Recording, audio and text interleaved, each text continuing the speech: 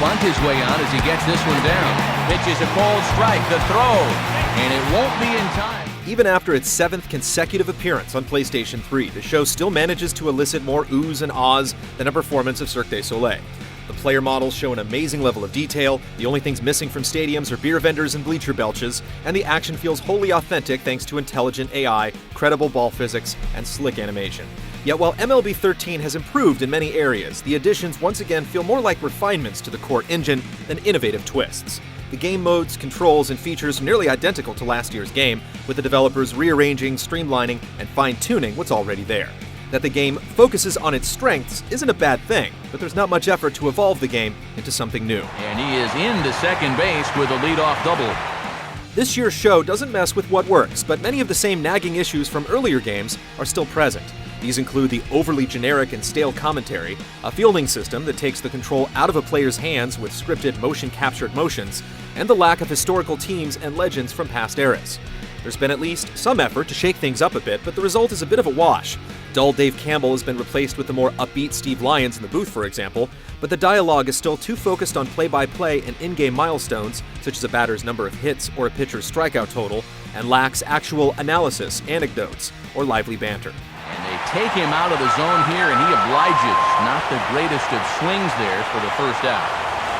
A new addition to fielding involves holding down a button until a line on a large rainbow-shaped meter hits a green sweet spot for a perfect throw. But the meter is distracting and the system is disruptive to the game's fluid pace. How hard you press the button also influences the velocity of the throw, potentially forcing you to change the way you use your controller, which can be troublesome if you're used to executing moves with quick taps.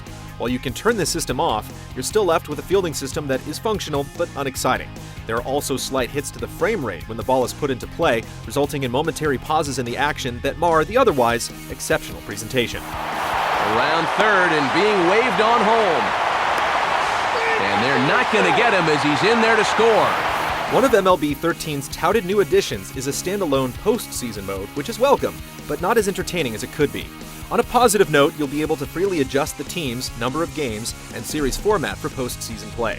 Yet the heightened atmosphere that gives the playoffs a distinct feel from the normal day-to-day games during the season is conspicuously absent. The announcers don't seem to call playoff games any differently. Hitting a grand slam in a postseason game should not be treated like an ordinary home run call, but that's how it's handled in the game. You might expect close-up shots of nervous fans or players in the dugout turning their hats backward, but instead you have some louder crowds and a few different logos. I don't think this partisan crowd is going to like that too much. The biggest change to MLB 13 might be its overall level of accessibility. If you felt previous games were too punishing, you'll appreciate the added attention spent on easing new players into its various modes. Menu and option screens are clearly organized and aren't cluttered with too much information. A new difficulty setting, aptly called Beginner, will allow rookies to get a feel for the timing involved with pitching and batting without having to worry about fielding or base running. This mode initially has AI pitchers serving up more meatballs than an Italian restaurant, and AI batters swing like kids at a playground. If you master the basic mechanics, such as hitting the ball well and varying your pitches, you'll gradually move up to a 6-level ranking system as the game adjusts to your performance.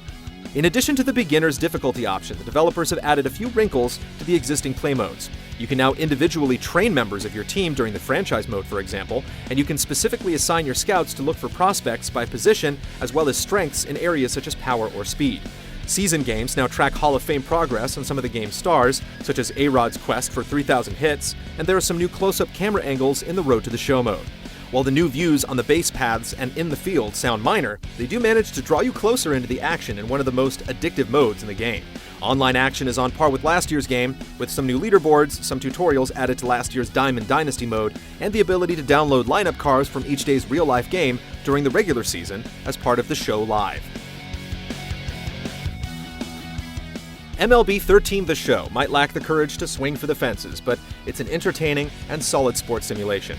Some of the new features are questionable, such as the throwing meter, while others, like the postseason mode, aren't fleshed out enough to make MLB 13 an instant purchase for those who are content with previous versions.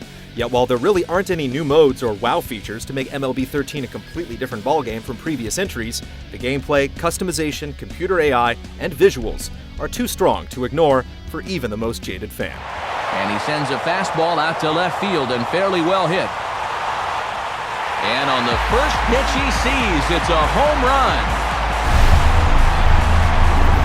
So a 3-run blast to straightaway left, and the Dodgers move out in front now, 4-1.